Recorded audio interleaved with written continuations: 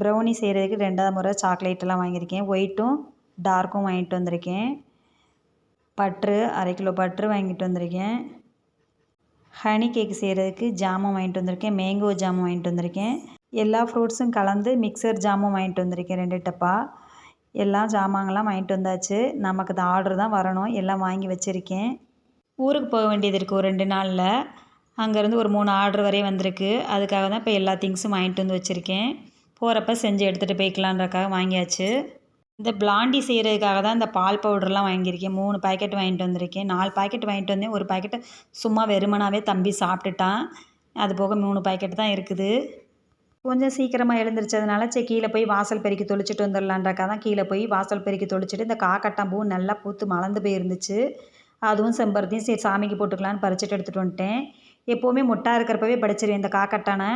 நேற்று கீழே போக முடியல சாயந்தரம் போல், அதனால தான் இப்போ போனதுனால பறிச்சுட்டு வந்துட்டு பாதி மொட்டுமே எடுத்துகிட்டு வந்துட்டேன். இன்றைக்கி தக்காளி சாதம் செஞ்சு கொடுத்துருங்கம்மான்னு சொல்லிட்டான் தம்பி. அதனால தான் சரி தக்காளி சாதம் ரெடி பண்ணிடலான்னு ரெடி பண்ணிகிட்ருக்கேன். தம்பிக்கு மிட்டம் டெஸ்ட்டு நடக்கு. அதே நேரத்தோடு எழுந்திரிச்சு நீயும் காலையில் எழுந்திரிச்சு படிக்கிறதே நல்லது அப்படின்னு தான் ஊசிப்பி விட்டேன். எழுந்திரிச்சு ப்ரெஷ் பண்ணிவிட்டு டீ போட்டு கொடுத்தேன். குடிச்சிட்டு உட்காந்து படிச்சிட்ருக்கான். தக்காளி சாதம் செய்யணுமா, அதில் புதினா மல்லி எதுவுமே ரொம்ப கசகசன்னு இருந்தால் அவன் எல்லாத்தையும் பிறக்கி எடுத்து ஒதுக்கி வச்சுக்கிட்டு இருப்பான் சாப்பிடும்போது.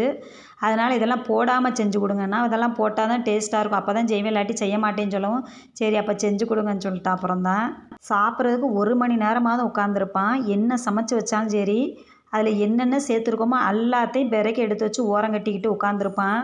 அதுக்காகவே அவனை திட்டி சத்தம் போட்டு நானே எடுத்து ஊட்டி விட்டுருவேன் சாப்பாடை.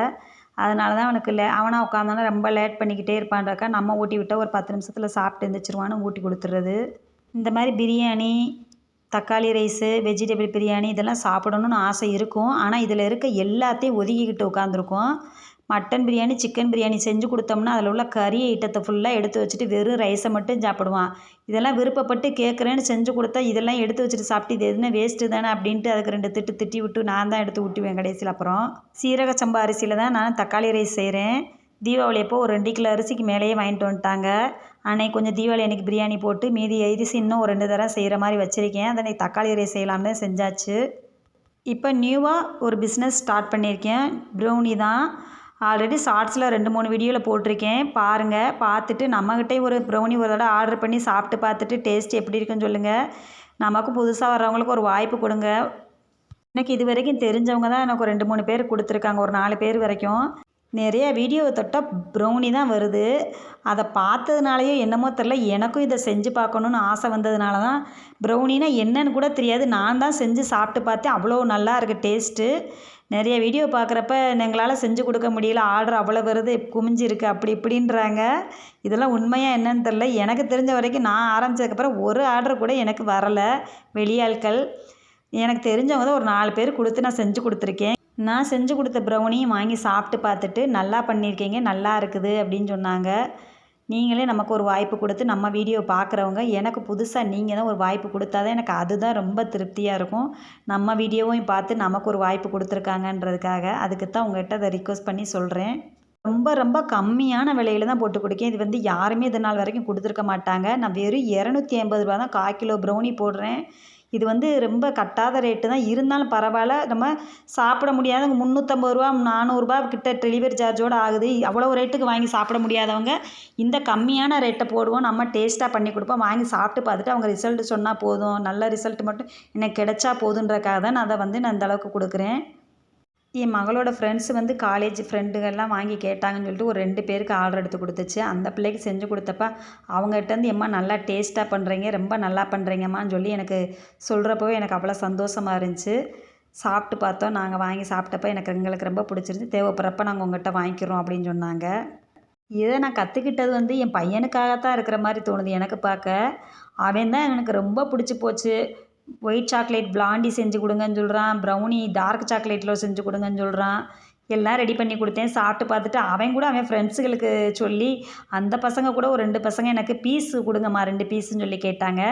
சரி அவங்களுக்கு சின்ன பசங்க தானே, அவங்க ஆசைப்பட்றாங்கன்றக்கா அவங்களுக்குமே சரி செஞ்சு கொடுத்துறேன்னு சொல்லி கொடுத்தேன். சாப்பிட்டு பார்த்துட்டு அவங்களுக்கு டேஸ்ட் பிடிச்சிருச்சு போலக்க பசங்களுக்கு. தக்காளி சாதம் மதியத்துக்கு வச்சுருக்கேன். இப்போ காலையிலைக்கு தோசையும் டிஃபன் சாம்பாரும் ரெடி பண்ணி வச்சுருக்கேன். வாழைக்காய் ஃப்ரை தான் பண்ணி கொடுக்க போகிறேன் தக்காளி சாதத்துக்கு. வாழைக்காவை நல்லா ரவுண்டாக கட் பண்ணி போட்டு கார்ன்ஃப்ளவர் மாவு, சில்லி பொடி, 65 பொடி எல்லாம் சேர்த்து நல்லா உப்பு போட்டு நல்லா கலந்து விட்டு ஒரு 1/2 மணி நேரம் ஊற விட்டு அதுக்கப்புறம் எண்ணெயில் போட்டு பொரிச்சு எடுத்தால் நல்லா மொறு மொறுன்னு சாப்பிட நல்லாயிருக்கும். வாரத்துக்கு ஒரு முறையாவது லாங் வீடியோ போடணும்னு நினைக்க தான் சரி. இந்த லாங் வீடியோ என்னமோ எனக்கு எடுக்க பிடிக்க மாட்டேங்குது அவ்வளவா. ஷார்ட்ஸ் கூட சும்மா அப்பப்போ 2 நிமிஷம் அங்கங்கே எடுத்துகிட்டு கொடுத்துரும், 1 நிமிஷம் வீடியோ தானே அப்படின்ட்டு. இந்த லாங் வீடியோ எடுக்கிறது வந்து எனக்கு பிடிக்காதனால தான் அவ்வளவா இதை போடுறதே இல்லை. சரி, இன்றைக்கி ஒரு லாங் வீடியோ எடுத்தால் தான் நம்ம மனசில் நினைக்கிறதெல்லாம் நம்ம சொல்ல முடியுன்றக்காக தான் இதை எடுத்துட்டேன். 1 நிமிஷம் வீடியோவில் ஷார்ட்ஸில் நம்ம எதுவுமே பேச முடியல, டக்குன்னு 1 நிமிஷம் இப்படிங்கிறதுக்குள்ளே முடிஞ்சிருது. அதுக்காகவே தான் நான் லாங் வீடியோ போட்டால் தான் நம்ம மனசில் என்ன தோணுதோ பேசணும்னு தோணுதோ அதெல்லாம் சொல்ல முடியுன்றக்காக நான் லாங் வீடியோ போட்டதேவும். புதுசாக பார்க்குறவங்களா இருந்தால் நம்ம வீடியோவை பார்த்து சப்ஸ்கிரைப் பண்ணி சப்போர்ட் பண்ணுங்கள். ப்ரௌனி வேணுங்கிறவங்க நம்ம ஸ்க்ரீனில் தெரியிற நம்பருக்கு வாட்ஸ்அப் பண்ணுங்கள். எல்லா பேரும் ரொம்ப ஜாஸ்தியான ரேட்டில் கொடுத்துக்கிட்டு இருக்காங்க. நான் ரொம்ப ரொம்ப கம்மியான ரேட்டில் கொடுத்துக்கிட்டு இருக்கேன். ஏன்னா அந்த ரேட்டில் கம்மியாக கொடுத்துட்ருக்கேன்னா, இந்த வாங்கி சாப்பிட முடியாதவங்க இருப்பாங்க நிறையா பேர். டெலிவரி சார்ஜோட 350 ரூபா வரைக்கும் போகுது. நான் வெறும் 250 ரூபாய்க்கு கொடுக்குறேன். நீங்கள் ஷிப்பிங் சார்ஜ் மட்டும் நீங்கள் கொடுக்க வேண்டியது இருக்கும், அது மட்டும்தான் கட்ட வேண்டியது இருக்கும். நான் அதுக்காக தான் ரொம்ப ரேட்டை இங்கே குறைச்சி போட்டிருக்கேன். இதில் நான் ரொம்ப லாபம் எதிர்பார்த்து இதை செய்யலை. இவ்வளோ ரேட்டு கொடுத்து வாங்கி சாப்பிட முடியாதவங்க நிறையா பேர் இருப்பாங்க, என்ன மாதிரி உள்ளவங்கெல்லாம்.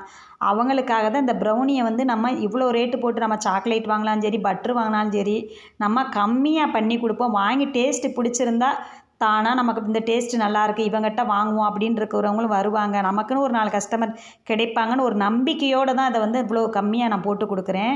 இதுக்கு முன்னால் நீங்கள் ப்ரௌனி வாங்கி சாப்பிட்டவங்களா இருந்தால் இந்த ப்ரௌனிக்கு அந்த ப்ரௌனிக்கு என்ன வித்தியாசம் இருக்குது, என்ன குறைபாடு இருக்குன்றதை எனக்கு சொல்லுங்கள் சாப்பிட்டு பார்த்துட்டு. நியூவாக வர்றவங்களுக்கும் ஒரு வாய்ப்பு கொடுத்து பாருங்கள். எல்லோரும் நினச்ச மாதிரி வாங்குகிற ரேட்டில் தான் நான் ப்ரௌனி போட்டுக்கிட்டுருக்கேன் ரேட்டு. இதை வாங்கி டேஸ்ட்டு பார்த்துட்டு எனக்கு சொல்லுங்கள். காலையில் டிஃபனு ரெடி ஆயிடுச்சு, தோசை ஊற்றி கொடுத்தேன், சாப்பிட்டுட்டு தம்பி டிஃபனு சாப்பாட்டை எடுத்துகிட்டு ஸ்கூலுக்கு கிளம்பிட்டான். சமையல் வேலையெல்லாம் முடிச்சுட்டு பருப்பு ஐட்டத்தெல்லாம் எடுத்து வச்சு வெயிட் போட்டு வச்சுருக்கேன். இதெல்லாம் வறுத்து எடுத்து பொடி அரைச்சிக்க போகிறேன், இட்லி பொடி. நம்ம இட்லி மாவு சேல் பண்ணுறதுனால இட்லி பொடியும் சேர்த்து கொடுங்க அக்கா, நல்லாயிருக்குன்னு சொல்லுவாங்க. எங்களுக்கு டக்குன்னு வேலை முடிஞ்சு வந்த நேரம் தோசையை ஊற்றி ஒரு பொடியை வச்சு சாப்பிட்டோம்னா வேலை முடிஞ்சிரும்பாங்க. சரின்ட்டு அவங்களுக்காக பொடியும் ரெடி பண்ணி கொடுங்க. வெள்ளையிலலாம் சேர்த்து வறுத்து போட்டு கொடுக்குறப்ப பொடி நல்லா வாசனையாக்கும். நம்ம அடுத்த ஒரு வீடியோவில் பார்க்கலாம். பாய்.